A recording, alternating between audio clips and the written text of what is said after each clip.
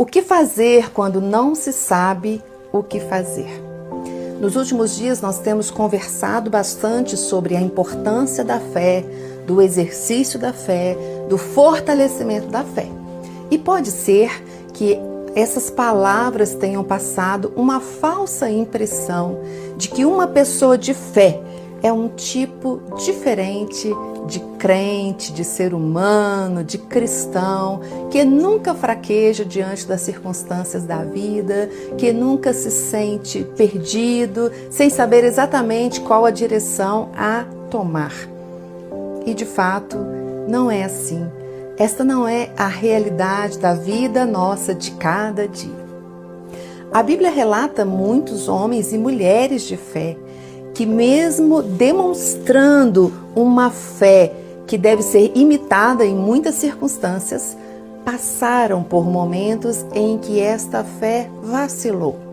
Vejamos o caso do próprio Abraão, que foi considerado o pai da fé.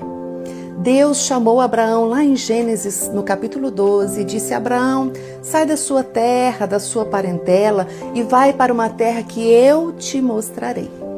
Abraão era um homem de posses, já naquela época.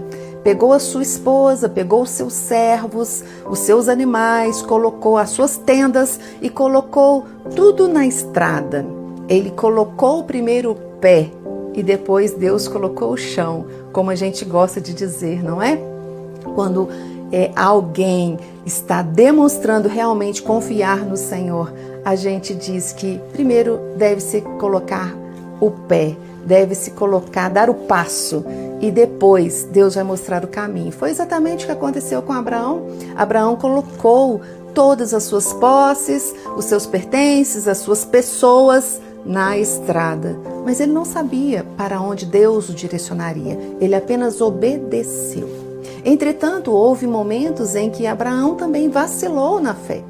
Como ao chegar em uma terra desconhecida, ele disse para Sara mentir, dizendo que era sua irmã, uma meia mentira.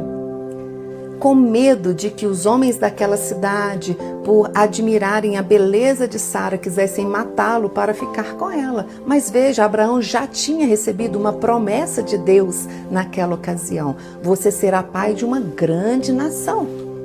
Mas naquele momento ele vacilou na fé e, em vez de colocar os seus olhos na promessa e na palavra de Deus, ele se deixou dominar pelo medo. Não foi o diabo que colocou uma armadilha para que Abraão mentisse. Ele foi encurralado pelo seu próprio medo.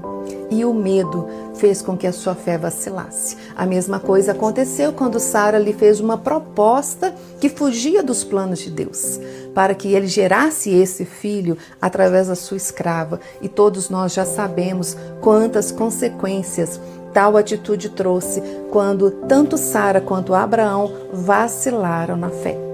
Mas eles não foram os únicos. Davi também era um homem segundo o coração de Deus, amava o Senhor, ele compunha canções exortando o seu povo a temer o Senhor. Entretanto, por causa das suas paixões humanas, dos seus desejos carnais, também vacilou na fé e no temor ao Senhor. E o que diremos do apóstolo Paulo? Alguém tem dúvidas de que Paulo era um homem de fé? Depois de ter exortado a tantos e de ter ensinado a tantos, de ter suportado tantos sofrimentos. Entretanto, a palavra nos diz que Paulo clamou a Deus que tirasse o espinho da carne. Ninguém sabe dizer ao certo que espinho era esse, se esse espinho era uma enfermidade, uma limitação física, se era uma pessoa ou se era alguma tentação que ele enfrentava. Mas a resposta de Deus para Paulo foi: não. O que fazer diante de um não de Deus? O que fazer quando você não sabe o caminho, quando você não sabe para onde ir, quando você não tem todas as respostas? Paulo decidiu confiar no Senhor.